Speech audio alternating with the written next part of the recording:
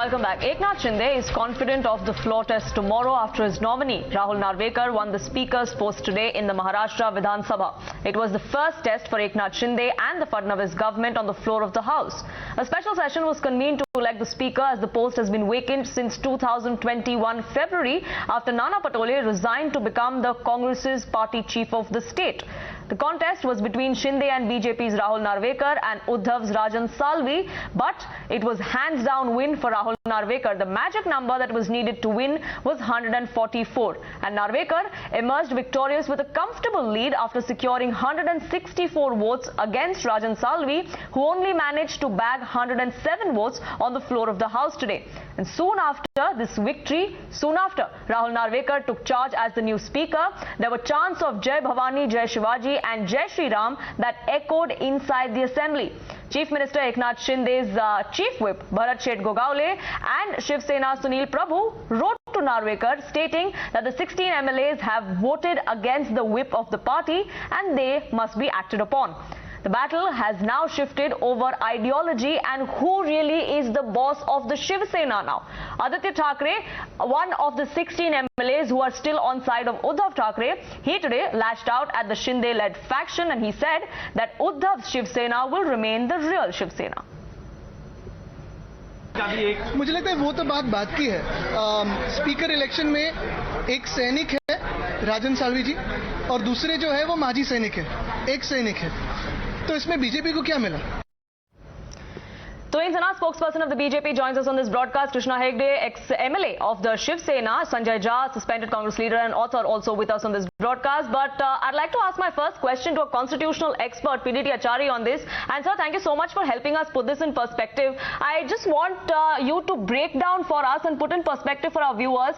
Now that a speaker has been elected, the Uddhav camp has filed for a fresh disqualification plea against the 16 MLAs. Now there already is a pending plea in the Supreme Court, the hearing for which is going to happen in a few days from now. So where does this new petition actually stand? Does it have any legal ground, so to say? See, under the anti-defection law, if these 16 members have voted against the direction issued by the Shiv Sena political party, then naturally the Speaker will have to consider that, and that petition will be in accordance with the anti-defection law, that is the 10th schedule. Because the 10th schedule says there are two grounds on which a person can be disqualified. One is that if he voluntarily gives up the membership of the party. The second ground is that if he votes against the direction of the party in the House. So one takes place outside the House and the second one takes place inside the House. These are the two grounds which are mentioned in the law.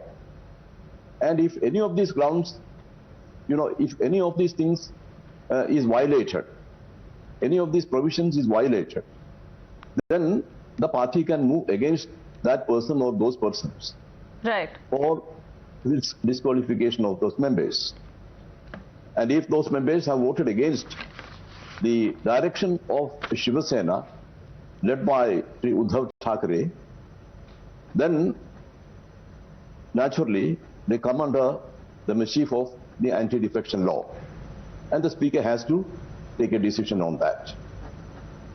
Right, now here's where it gets tricky, isn't it, Mr. Achari? Because it's really about who represents the real Shiv Sena, so to say, because there is a chief whip now of the Shiv Sena, but he belongs to the Shinde camp, and the 16 MLAs who are part of the Uddhav camp would not want to listen to the Shinde camp's directive, which is exactly what we saw on the floor of the House. But the fact of the matter is that Uddhav Thackeray and the MLAs who are loyal to him, he still is the chief of the Shiv Sena on paper. So with the symbol of the party, that still lies with him.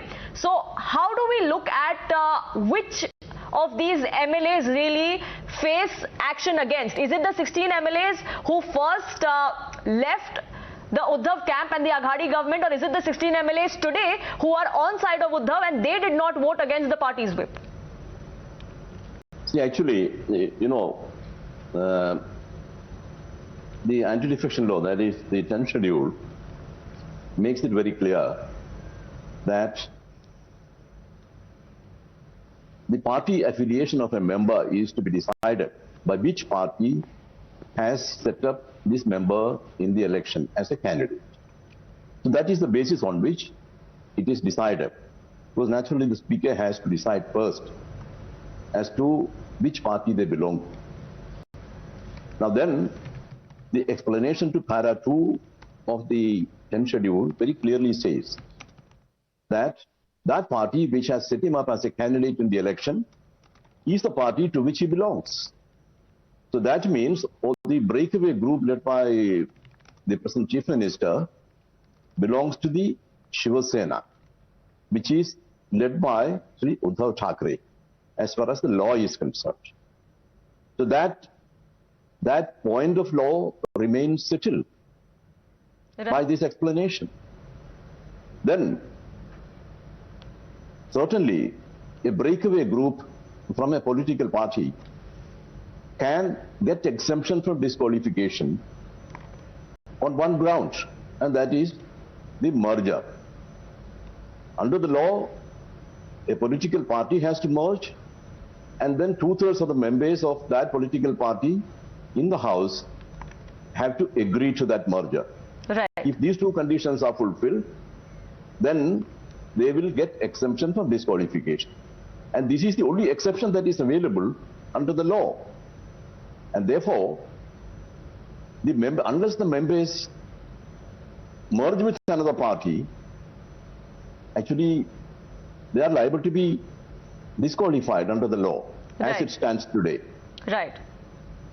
Right, so that disqualification perhaps will go against them if you read at the fine print is what the constitutional expert tells us, but that really is now left to the Supreme Court as far as whether or not those 16 MLAs are disqualified or not. But the first test, Krishna Hegde, was today, and the floor test is going to happen tomorrow. Disqualification or not, the decision on that will only happen once the Supreme Court hears the case again in a few days. But tomorrow it does look like it is going to be advantage Shinde. This is not a battle in the legislature anymore, but this is a legal battle. And there is a disqualification of 16 MLAs pending, which will be decided on July 12th. The second thing is, apart from these 16 MLAs who are facing disqualification, there are more MLAs from Shiv Sena today who have disobeyed the Chief Whip's order. And there can be action taken against them also. Secondly, let me tell you that though the government has a honeymoon period of a few months, there is already an unrest. Firstly, the people of Maharashtra are very uncomfortable with this kind of setup. There is no sanctity in the government.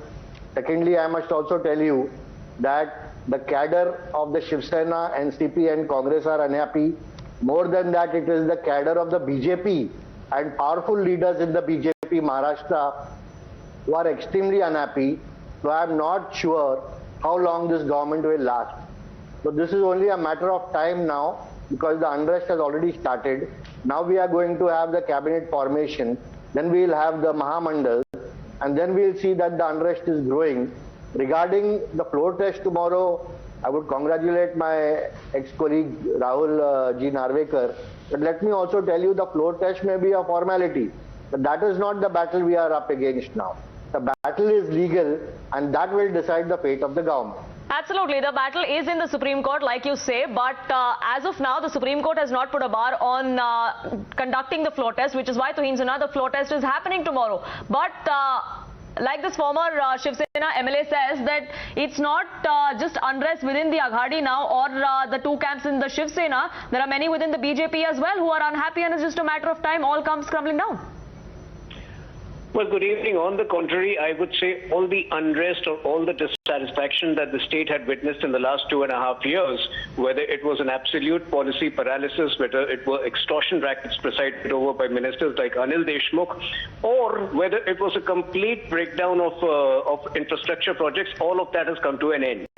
Regarding the unrest in the BJP, that is a fiction of, the imagination of the Shiv Sena, of Uddhav ji-led Shiv Sena and the Congress party, because I think most of Maharashtra is very happy about the fact that it is a restoration of the Yuti, the Shiv Sena BJP alliance with with the core Hindutva objective, which is what the objective had been at the time the alliance was forged 35 years back. So I think, the most of the constituents of both parties are fairly happy, and those who were not aligned to this ideology anymore are out of the alliance. And Sanjay Jha, it looks like we've started seeing those cracks beginning today itself when the election for the Speaker happened on the floor of the House, because several MLAs who were part of the former Aghadi refused to vote today. Well, I completely agree with what I think Mr. Krishna Gowda was saying. It is a matter of time before this government will collapse. It is a party or a coalition based on some very severe inherent contradictions. The Shiv Sena that they have broken away using Operation Lotus, using money, muscle power, threats, intimidation, blah, blah. I mean, that party itself will probably be de-recognized. And I think Mr. Shinde has no option, if he has to survive as a chief minister, but to merge with the BJP.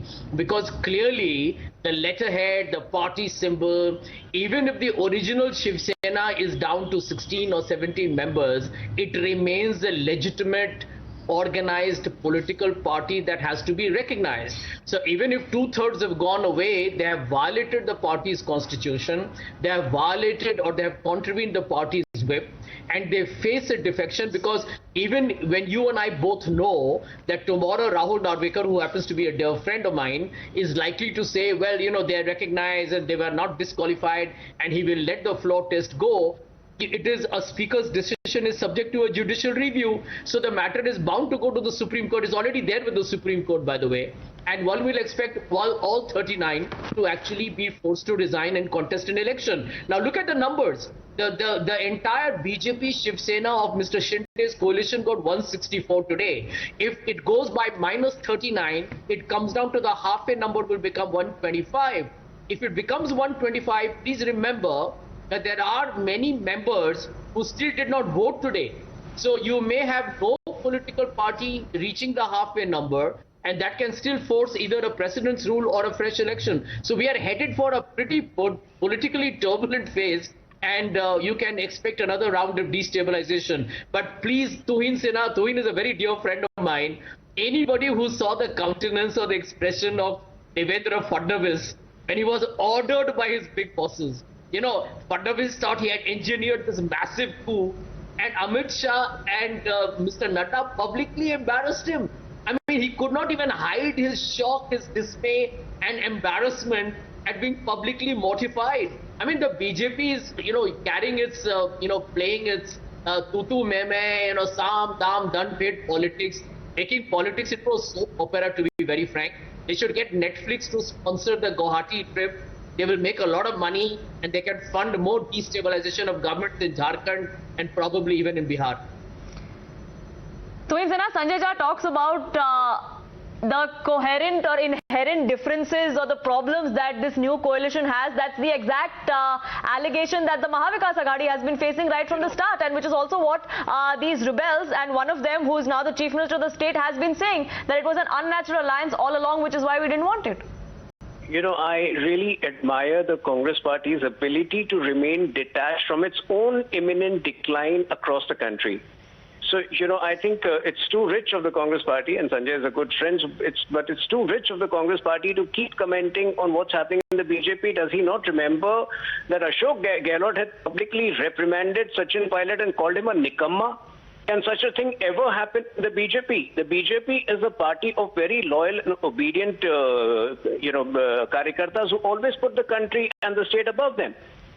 So, and as far as open tutu meme is concerned, we've seen that, Mr. Hegde, in the Shiv Sena also, we've seen the kind of comments that were made against all of those 39 MLAs who decided to first go to Surat and then go to Guwahati. They were called traitors, there were threats that were issued. So as far as the legality of this is concerned, that of course continues to be in the Supreme Court as far as the disqualification is concerned. Also, even if the disqualification happens, it's not going to be of 39 MLAs, because they've sought disqualification only of the 16 MLAs, the original 16 who first left. That being said, it's also about optics. it does look like Uddhav Thackeray is slowly and steadily losing grip over the party. He first lost grip over the state and the government, and now slowly and steadily the once called rebel-in-chief is soon perhaps going to be the real Shiv Sena. Poonamji, let me tell you, since you said firstly, my learned friend Tuhin made a lot of allegations about the government which was there, but which I disagree. But however, I won't get into those facts. Secondly, have you ever heard Uddhav ji saying a single wrong word against any of the MLAs who left? He didn't say a single word. In fact, again and again, repeatedly, he said that you are my family members, so please come back. We will welcome you. Whatever is there, we will sort it out. Thirdly, the BJP tried to destabilize this government, not once, not twice, not thrice, but this was the fourth time they tried it, and this time they succeeded because, you know, some of our own colleagues went along with the BJP. Thirdly, they tried to do it earlier in Jharkhand, in Madhya Pradesh, they tried it in Rajasthan, before that they tried it in Goa and several parts in the country. So this is nothing new for the BJP. Thirdly, I must tell you that even today, 60 lakh members are with Shiv Sena in Maharashtra, and we have crores of supporters who are backing Uddhav Sahib, Bala Sahib, Thackeray ji. And in the long run, I will tell you, both the rebels and the BJP will need Shiv Sena, and they will need Uddhav Sahib, Bala Sahib, Thackeray ji. Please mark my words on this. And there is no scope for the BJP but to again come back. Whatever, I'm not saying we are part of the Maha Vikas Agadi, but I'm telling you shortly where they will stand. The people are seeing what BJP is doing across the country. Either it's the ED, CBI, DRI, PERA coming across to break governments across the country, and they've succeeded here. 7, 8 of our colleagues had got notices. I don't want to name, I think it's already on the public forum. But I'm telling you, these kind of things will work. But shortly, the country gets disillusioned by all these tactics, and then eventually they vote for the right person at the right time. So are you going to say that the Uddhav camp is going to wait for that slow and steady deterioration and wait for all of these MLAs or their loyalists to actually come back? There is no slow and steady. Just wait for a few months and you will get the result on the floor of the House, or you will get it as a, as a new election coming up in Maharashtra. Right, Sanjay Jha, I am running out of time. Quick 30-second rebuttal. Well, look at the fact that this new coalition that has emerged, you have the BJP's own members who believe that in the humiliation of Devendra Fadnavis, it is basically a setback to their own political aspirations. And then you have Mr. Shinde, who's not even sure if he has to fight another election. And plus you have a former chief minister reporting to a Shiv Sena guy, who, by the way, has called the BJP some of the most nasty names during the time when the Shiv Sena and the BJP were at war. And I don't think politicians forget. They have an elephantine memory. Trust me, it is a matter of time before this arrangement collapses. I call it an unholy, unprincipled, unethical arrangement that will collapse.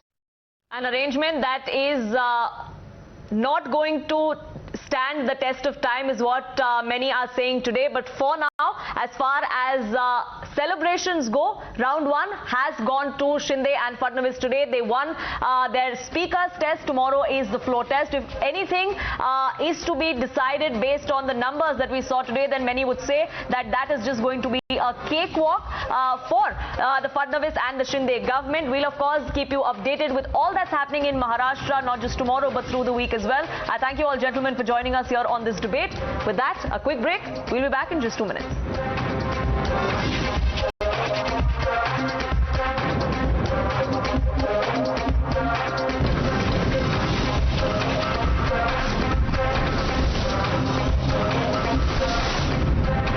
The News Hour Special Edition.